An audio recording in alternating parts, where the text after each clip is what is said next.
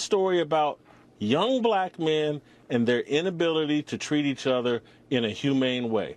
Everybody involved in this on the street level was either 24 to 32 years old. Everybody. It was a group of young black men, 5-on-1. Looked like gang violence to me. It looked like what young black men do when they're supervised by a single black woman. And that's what they got going on in the Memphis Police Department. They've elected some or put some black woman in charge of the police force. This is a story. Okay, guys, listen. If you do not know about the Tyre Nichols story, I'm gonna quickly explain it to you. But if you don't know, look it up, okay? Because I can't go into all the details here while I'm having this conversation. But basically, it was a young man who was driving. I believe the police pulled behind him and they had their sirens on or whatever, their lights on, and he did not pull over immediately. They got to a light, like a red light or whatever. They stopped, they got out, and all of the officers like aggressively went for him. When they got him on the ground, he eventually complied, but although he complied, they still used many other tactics, okay?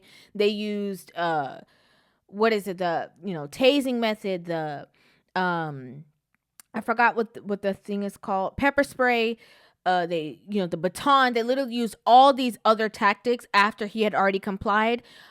He was hospitalized, and 3 days later the victim succumbed to his injuries. Okay, that's just a brief quick boom boom so you guys can be familiar, right?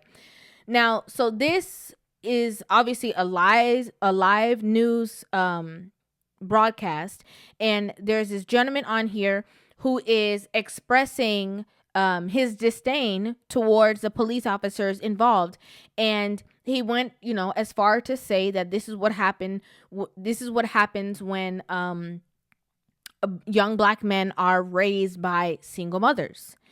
And one thing that I want to say, first of all, before we get into this, because this is a lot, but the first thing he said was that this is a clear display that young black men do not know how to work together cohesively without harming each other or in a humane way. And first of all, no. Okay, no, this is not a display of that. This is a display of young black men, and this is being the police officers who got I don't even know the word to call it, but they got carried away with their authority. That's what it was a display of to me. This was a clear power trip on display. Okay, they are like, I have a title, I'm above the average person, I'm above the law, I am the law mentality, and decided to take matters into their own hands because, one, they didn't know that this person would succumb to their injuries. Two, it's clear that they probably have done this before. And also, it's a clear display that they should never been employed to begin with, because they don't have society's best interests at heart. They got to show and prove to each other. It's disgusting. Extremely disgusting. One thing that was very interesting is that, normally when these situations happen, it's normally, the officer is of a different race and the victim is a black person. And I loved the fact, right, that this can finally display that it's more than just a war that's from skin to skin. This is about the mentality of people. Okay? Horrible situation. Horrifying situation.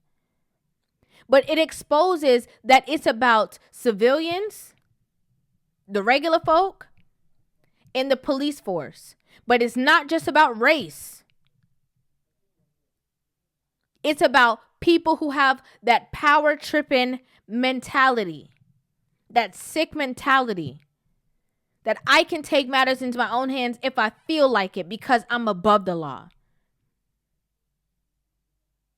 And I hate to say it. I might, some people might not like what I'm saying, but the reason why this is so important is because a lot of people, right? I'm just going to use this for an example. A lot of people, immediately have a disdain for police officers that are of another race, and they automatically feel like they have to show some type of aggression towards them. And then when they see somebody that's of their own that's on the police force, they're like, oh yeah, he a brother, so he'll get it. And sometimes it's really not the case. You really can't judge a book by its cover in that manner, because sometimes the person who will let you get off or who will give you a warning doesn't look like you. That's just keeping it real. Sometimes a person that look like you want to show you how different from you that they really are. Yeah, we might look the same, but we not the same. I'm above the law. You're not.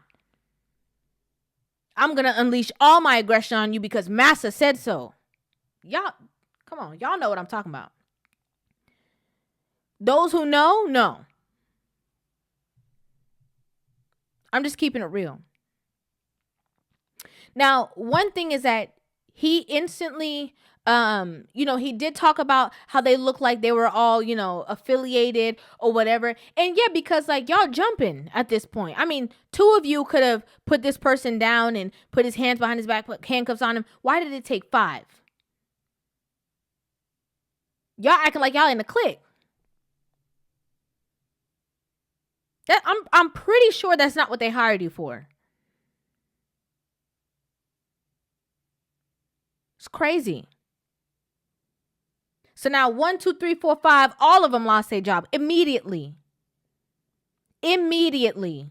They didn't even blink. It wasn't no paid leave. They were like, you gone. As they should be. And their faces are plastered everywhere, so how would they ever get a job? It's distasteful. To your own brother. Imagine that.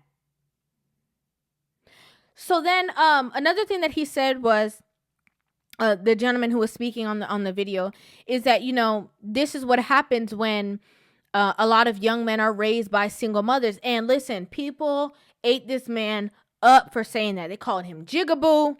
They called him all kinds of names. They were so angry at this man for saying that. And I get it. This situation is extremely fresh. It just happened. Right? And I think that the focal point should be on justice being served. The focal point should be on, placing the blame where it should be. And that's on the people who did it, not the space that they necessarily come from. I don't think we even need to get back to that yet. I think that's a conversation for down the line. Right? Immediately, my thoughts were, though, when I heard it, I understood exactly what he was saying. Though it went over a lot of people's heads, I understood exactly what this man was saying. Because he's trying to prove that most men who grow up with a strong father figure in their life, they kind of have a certain way that they know how to balance their energies. They know how to balance empathy, respect. They have a certain demeanor. And a lot of times women raise men in this kind of mentality that he got to feel like he got to show and prove to everybody. Oh, I got to beat my chest. I'm the man. Her. Let me go out here and do this. Let me go out there and handle that. Oh, let me, like, very over dramatized. Like, men that feel like they have to go out there and prove to the world on a daily basis how much of a man they are. That's what he's talking about. And I get it. I completely get it. I do. Again, I do have to say, though, I think that was a conversation for down the line. And I also think that's a conversation to have with the like of ourselves. You're talking to somebody who might not get what you're saying. More than likely doesn't understand the struggle. You're saying this is how black men deal with each other. Now you're talking about a whole group of our own people and how they don't know how to act instead of focusing on these 5 people who don't know how to act. It's not everybody. It's not all of us. I'm just being honest. I'm telling you guys my full thoughts, unfiltered opinions on this entire thing. as a black man, talking to a man who is not black and painting all black men to be violent don't make sense to me. I'm just being honest. That's just my opinion. But there was a second part to this video, so I'm going to go ahead and play that as well. Police force, and we're getting the same kind of chaos and disunity and violence that we see in a lot of these cities that are run by single mothers. If we want to discuss the breakdown of family that leads to disrespect for authority, that causes you to resist the police and run from the police and not comply with the police because you resist authority at all time, because there was no male authority in your home, let's have that discussion. But that's not where they want to take us. They want to take us down the path of saying, you know what, this is Tucker Carlson's fault. This is some random this is Donald Trump's fault. It's not police force, and we're getting the same kind of chaos and disunity and violence that we see in a lot of these cities that are run by single mothers. If we want to discuss the breakdown of family that leads to disrespect for authority, that causes you to resist the police and run from the police and not comply with the police because you resist authority at all time, because there was no male authority in your home, let's have that discussion. But that's not where they want to take us. They want to take us down the path of saying, you know what, this is Tucker Carlson's fault. This is some random this is Donald Trump's fault. It's not. Okay, I should have prepared you guys for this. I should have said it's going to get worse. But, okay, so now at this point of the video, he is talking about the victim. His resisting, he didn't stop and the lights were on him and, they were trying to pull him over and he, apparently didn't want to get pulled over. I don't know why he did not pull over. I don't know why. It could be a lot of things. It could be his fear of them. It could be that inner knowing in himself of knowing that something bad was going to happen. It could have been anything. It could have been anything that made him feel that way, right? I think it goes without saying, we've had these conversations enough especially in, forever, but especially in the past couple of years that, as black people in America, I'm just going to keep it honest. I can only be honest. You don't have the same privileges as other people. Okay, people look at you and your skin alone looks like a threat. You don't have the ability to talk about, I'm just going to dodge them, or I'm just going to disrespect authority, or, I don't got to respect the police. I don't got to respect nobody. Like, you don't have that option. Compliance doesn't make you a punk. Compliance don't make you whack. Compliance don't make you lame. Being respectful doesn't make you lame. It don't make you any less of a man, because at the end of the day, your mindset is making it home safely. Dealing with the situation, facing whatever it is, and then going about your merry way. Regardless of how you're, and sometimes it's heartbreaking for me to even say that, because even as myself, right? I'm gonna use myself as an example. My car was in the shop recently, and I was driving a rental car, brand new car, like nice car. And I was driving and I was going maybe 5 over the speed limit. Okay, maybe 10. Okay, maybe 10. And I got pulled over by a police officer and I was nervous. I was very anxious. Okay, mind you, I'm not committing a crime. I'm not, running from the law. I just was nervous. It's just a natural thing within me that I was just nervous. And, the police officer, he just was like, okay, you can go, whatever. And it just was very uncomfortable for me because I didn't feel as though there was some other people who were flying by me and they didn't get pulled over, but I did. And it made me feel a certain way. And I kind of just shook it off. But it's not going to stop me from being respectful or whatever, because at the end of the day, my mindset is that I don't have anything to prove to you. And sometimes you get met with people who are being disrespectful to you on purpose. And it's hard for you, especially I'm a woman, but I can only imagine as a man how hard it is for somebody to diminish you or speak down to you or disrespect you. And you have to listen to them anyway, because you don't know how the scenario is going to play out. It's hurtful. But I'm just here to say it don't make you any less of a man to deal with that situation, comply, be respectful, and keep it pushing, because there's people at home that need you, that love you, that care about you, and don't want to see it go a certain way just because people get carried away with their authority. You understand what I'm saying? Anyways. So now again, this man is talking to this other man, live newscast, live broadcast, telling him about the breakdown of family, telling him about, the victim could not respect authority because he didn't have no authority in the household because he don't even know what it is and stuff like that.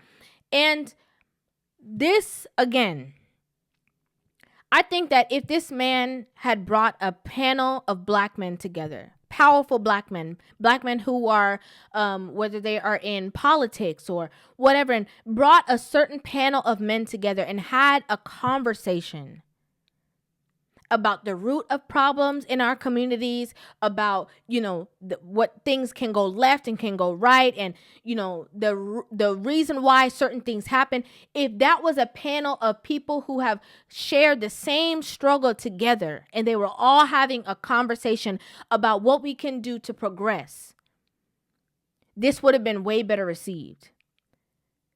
But you're also calling on people's names who are not within the community because of your own beliefs and your own belief systems. And it made the other man smile. That's the only thing he could relate to you on. Everything else he couldn't relate to you on because he doesn't get it.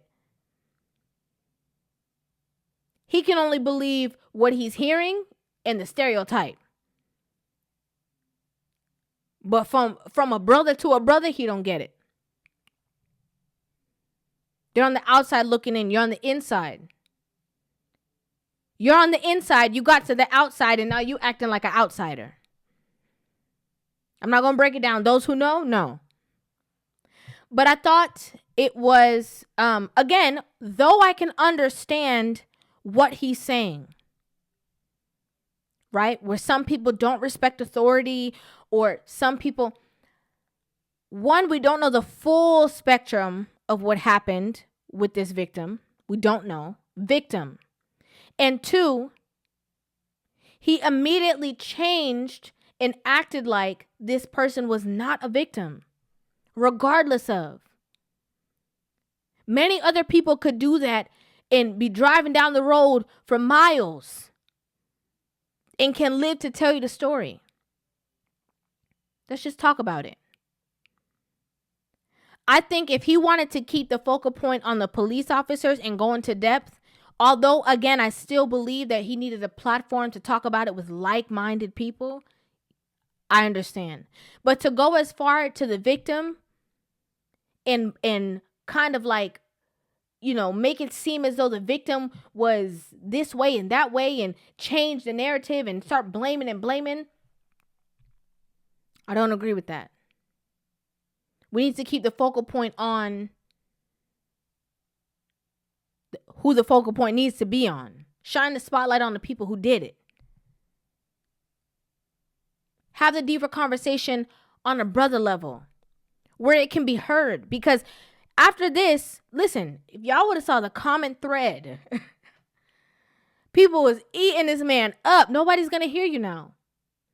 You could have had a very, a great conversation about how things can change and how we can do things to implement certain things in our communities and the conversations that need to be had and this and this and this and, what it is that we need to do to go back to our community structures and all of that.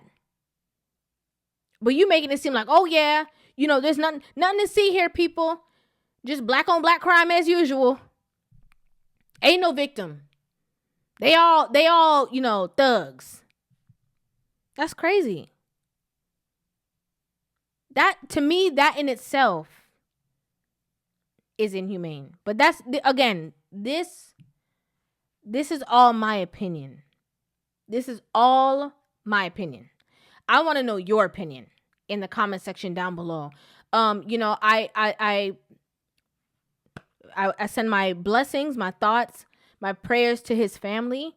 This must be horrifying for them to go through on a constant basis, hearing this and seeing this. And even seeing the fact that, you know, a live news station has said something about your victim's son, and you're still trying to get and grasp the situation, and to know that it was at the arms of the people who are supposed to protect you. It's hurtful. It's horrifying. So I really hope that their family has the strength to get through this. And again, I want to hear you guys' thoughts in my comment section. Very sad situation, horrible situation, and I don't know when this will ever change. I don't. Thank you guys so much for watching, and I will see you guys in the next video. Love you.